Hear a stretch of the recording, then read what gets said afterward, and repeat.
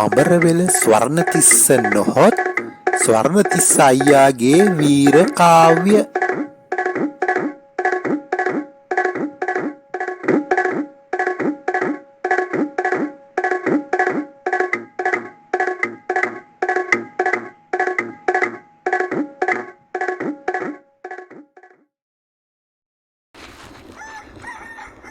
ඉතින් ඔයි මොනා හරි බීවම සුරාසුර නින්දෙන් මං කියවන්නෙත් ඇසිලින්ගෙම නම. ඉතින් මං දවසක් රත්නපුරයි සයිඩරුයි බීලා ටිකක් අමෝඝ සිද්ධි වෙලා කජුලන්දේ බිම හාන්සි වෙලා ඇසිලින්ගේ නමයි විකාරයි කියවා ඉඳලා තියෙනවා. මෙතන හිටපු මයේ මේ වට්ටඩි රැලේ පියතිගොඩ තෙල් වගේ පුතා ගුලියල් බොඩ්ගේ හිතේ අර කල්යාණවතී හාමිනේගේ දුව ගැන මනාපයක් තිබිලා තිනවා. හොඳ මම මේක දන්නේ. මේක අනිත් එවුරුත් එක්කාසු කරගෙන මාව මේ වෙරිමරගාතේ උස්සගෙන ගොහිල්ලා දැන් මට නිනව්වක් නැහැ.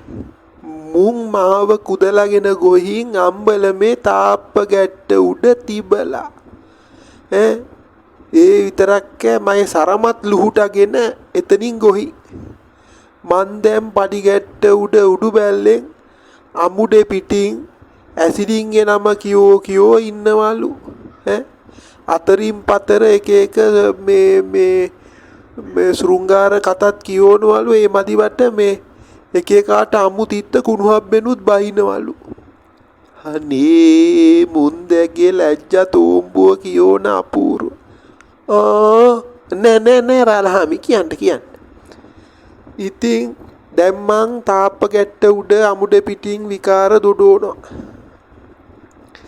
මෙතනින් තමයි ඉස්කෝලේ ඇරිලා ළමයි ටිකයි ඉස්කෝලේ හාමිනේලයි අර කල්යාණවතී හාමිනේ දුවයි ඒ සේරෝම යන්නේ. ඉතින් මාතුනාද කියලා තාලා ඉස්කෝලේ හාමිනේලා සාරිපටෙන් මූණ වහගෙන ගොහින් තියෙන්නේ. එමදිවට කෙල්ලන්ව ගෙවල් වලට එලවලා තියෙනවා. ශිකේ ගමේ නරතිලක රාලහාමිගේ පුතානේ මේ. නෑ රාලහාමි. ඉතින් මේ ඉන් පස්සේ මොකද උනේ?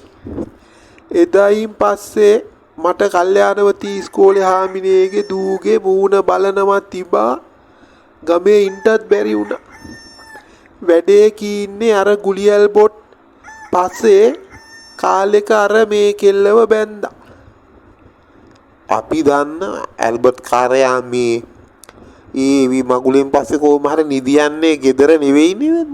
මිනිහගේ පරණ මයිනොර් කාර් එකේනේ. ගෙදර නිදියන්ටවත් නෑ උන්දට. ඌව කන්ට තනනවා. මගුල් දවසෙන් පස්සේ ගෙදර නිදාගත්තේ නැතිලු උන්ද. ළමයි කී දෙනෙක් ඉන්නවද? කීනේ අර ප්‍රාථමිකයේ උගන්වන්නේ.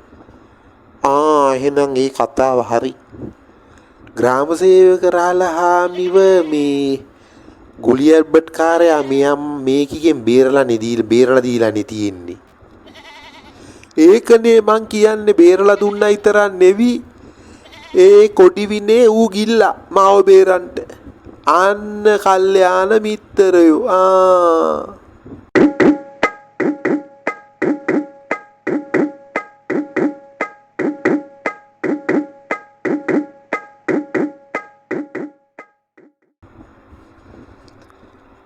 කොමී ග්‍රාම සේවක මහත්තයා හැබෑට අපට එන්ට කියාපු වෙලාවත් හරිනෙව.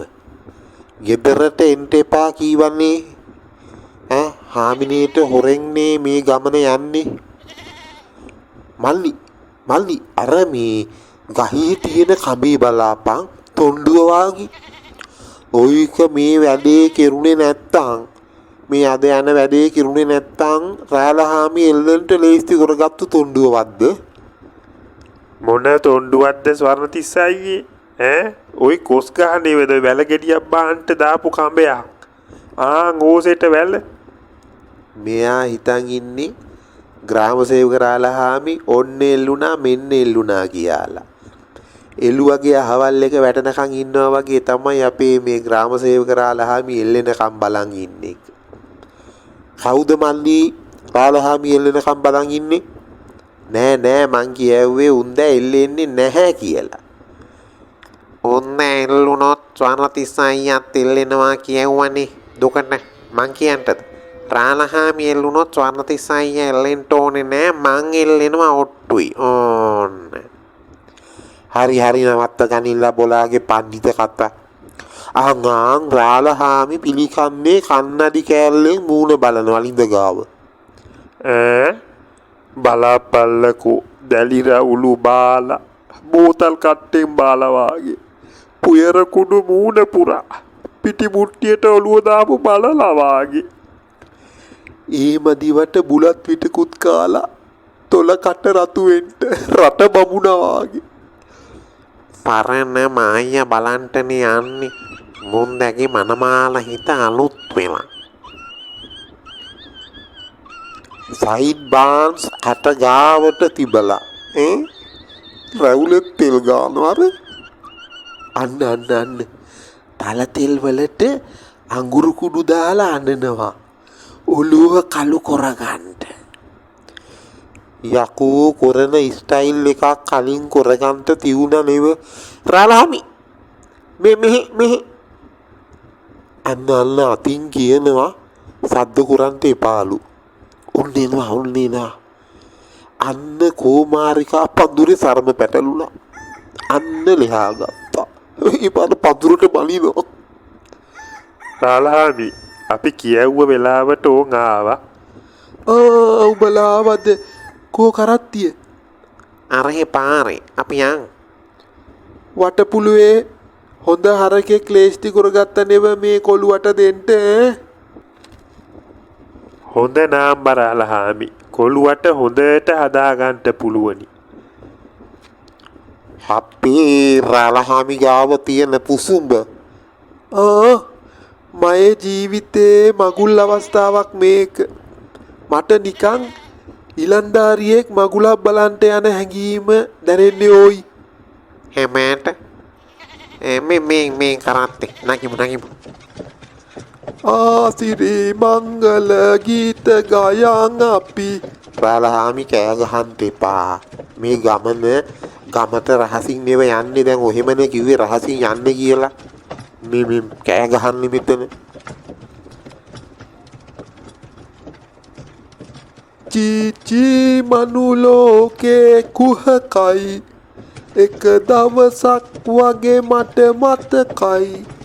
දඩි බිඩි ප්‍රේමක මම් පැටලීලා බාප්පා මට තැලුවා. මොනවා කිය කෑ ගහනවද මන් දන්නේ.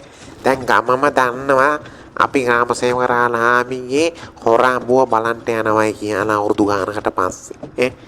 උන් දැන් නෑනේ අපි යුතුයකම් ඉෂ්ට කරන්ට යනවංග මේ කියෝ යන දේම.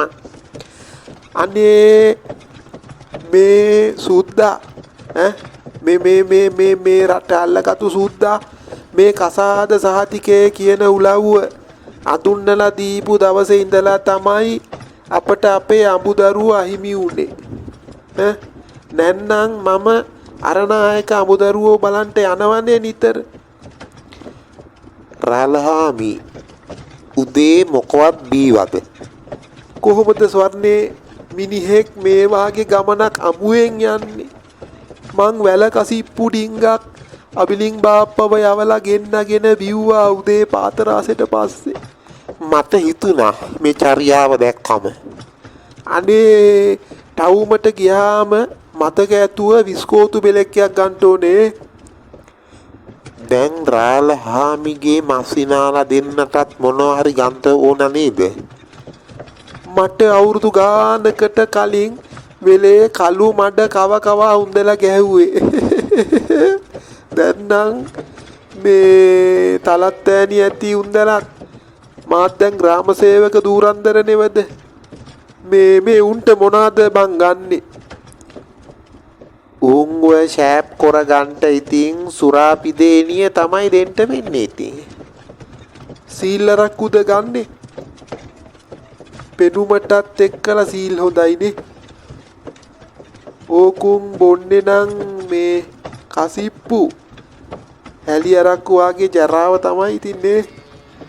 මේ සීල් උන්ට වදින්නේ නෑ. උන්ට සීල් උන්ට වදිනකං සාමය ස්ථාපිත වෙන්නෙත් නෑ. කසිප්පු ගම්මු. නෑ නෑ මේ එතකට තෑග්ගක් කියලා පේන්නේ නැහැනේ මේ කසිප්පු අරන් ගියාම සීල්ම ගම්මු.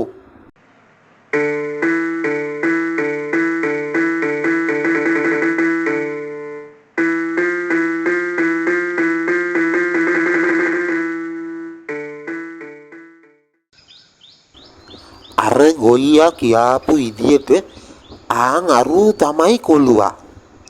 බලාගන්ට රාලහාමිගේම මූණ ඔය. කන් දෙක අම්මණ්ඩිගේ වාගේ. මොකද්ද මේ කොළුවගේ නම කියුවේ? පොල්ලි කුමාරනේ. පුතේ පුල්ලි කුමාර. හා රාලහාමි කෑ ගහන්න එපා. අපි හිත කිට්ටු කරමු. පුතේ කොළුවා නැවතුණා. පුතේ මේ 15 විතේ ගෝරින් බොලෑ මාමද? ඔව් කොල්ල තමයි. පුතේ මනු ලෝකේ කුහකයි පුතේ. රාලහාමි පිස්සු කියලා නැතුව ඉන්න. මේ වස්ස පුතාගේද? නෑ මාමලගේ. අතීතේ බොටයි මටයි hina වෙනවමයි පුතේ. ආයිත් විකාර කියනවා රාලහාමි කටවහ ගන්න. මොකද්ද? මාමලා කවුද? පුතාලේ මාමා ගෙදරද? ලොකු මාමද පොඩි මාමද? ලොකු මාමා. උන්ද කොරටුවට ගොහින් ඇතිමයි හිතේ. පුතාගේ මව් සාගරයක්මයි පුතේ. මේක හරියන්නේ නෑ. අපිට හැරිලා යන්න වෙයි මයි හිතේ. මෙම් බපෝ මේ කටනවත්තන්නේ නෑනි. මෙයා කවුද? මොනවාද මේ අහන්නේ? මාමලා කවුද හැබෑට? කවුද හොයන්නේ? නෑ පුතේ. මේ පුතාට හරකෙක් දෙන්න. මට හරකෙක් දෙන්න? මොනවාද මේ කියවන්නේ? නෑ පුතේ අපිව බොලෑ ගෙදර නෑ බොලෑ ගෙදර නෙවි. දැන් මොකද්ද සුවන්දිසයි මේ කරන්නේ අම්මපා මේ? පුතේ මේ අපිට බොට කතාවක් කියන්න තියෙන. බොහොම දිග කතාවක්මයි පුතේ. ඒක බොහොම දිග කතාවක්. ඔබේ තාත්තා අභිමාන තැන්නේ රජුරුවෝ අද ආවේ හරකෙක් කරගෙන. මේ මොන නුහුගුණ කාර්යෝ කට්ටියක්ද? අභිමාන තැන්නේ රජුරුවලු හරකෙක් කරගෙන ආවලු. අන්න පොඩි මාමා එනවා. බුදු අම්මා අපට සිරි ග්‍රාමයා දිව්වා.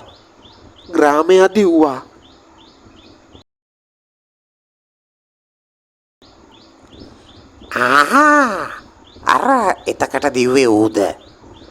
ආයෙත් මඩ කකා ලියද්දේ ගුටි කන්න හිතිලාද මේ ඇවිත් තියෙන්නේ? හැමදාම ගුටි ගහලා එලවලා වැඩක් තියේද ජීපි? දැන් වෙච්ච දේ වෙලා බොම කල්. දැන් උන්දගෙන් ගන්න ඇහැකි පොරතිලාභයක් ගන්න එකක් නැති වෙනවන්නේ මේ දකින විඩේ ගුටි ගැහුවම. අද ආවේ මේ ළමයාට දෙන්න වස්සෙකුත් අරගෙන. ඔය වටපොළේ අයියත් එක්කලා එකගෙන එන්නේ. අභිමාන තැන්නේ අභිමානවත් රාලහාමිලගේ කෙරුවාවල් නේද මේ?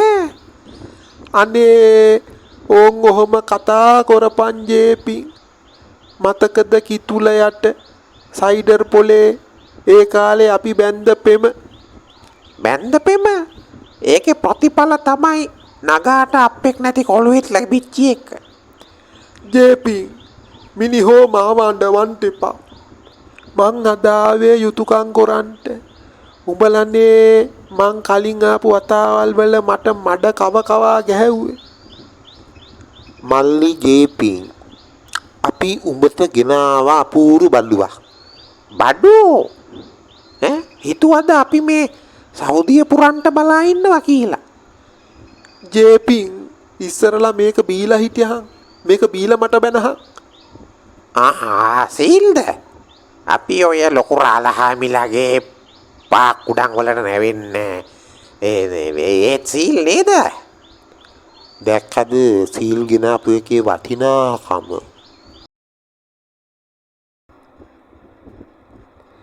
සීල් වලට හරියන්නේ පපඩනුයි යානමාලුයි. මොනා දෙයක්කෝ පුදුම කටගැස් මල් නෙව මුන්දලට තියෙන්නේ. මම මේ සීල ටිකක් බොන්නේ බොහොම කාලෙකට පස්සේ බොලව්. නැත්තම් කසිප්පුනේ ගහන්නේ. අපේ පොඩි මස්සිනේ කෝ ලොකු මස්සිනා ලොකු අයියා ආවොත් නම් රාලහාමි ඔහෙට ලේසි වෙන්නේ නෑ. උන්ද මං වාගේ ඉවසිල්ලෙන් කාරණා තේරුම් ගන්නෙක් නෙවි. අනික මේක බෝතලයයි තියෙන්නේ. දැන් මේක ඔහෙගේ ගෙදරද? මේක මගේ ගෙදර දොඩඹවැල්ලේ ජේපින් කිව්වම මේ පැත්තේ හොඳ දැන් අපි නගා මෙතන උන්න නම් රාලහාමිට ඒත් ලේසි වෙන්නේ නැහැ. එහෙනම් වලං ගැට්ට කරේ තිබාන තමයි මෙතන සප්පායන් වෙන්න වෙන්නේ. ඕන්න. බලනවා අර උරුමියා. අද උදේ ඉඳන් ඉවල්ලන්නේ මේ මයි කුස්සියට රින්ගන්න.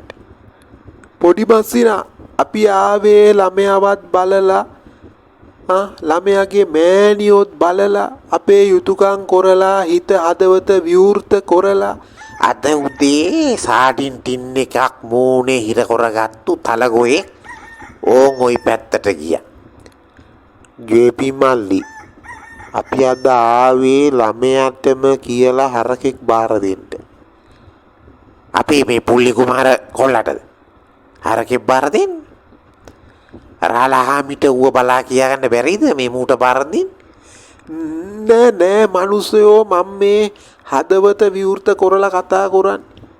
මං යුතුයකමක් ඉදියට ළමයාට හරකෙක් හදාගන්න අරන් දෙන්නයි ආවේ. ළමයාට හරකෙක් හදන්න දෙන්න? හරකෙක් හදන්න දෙන්න. ඒක හොඳ. මට උවමනා උන්ගේ මෑණියෝ ඉදිරියේදීම හරක ළමයාට බාර දෙන්න.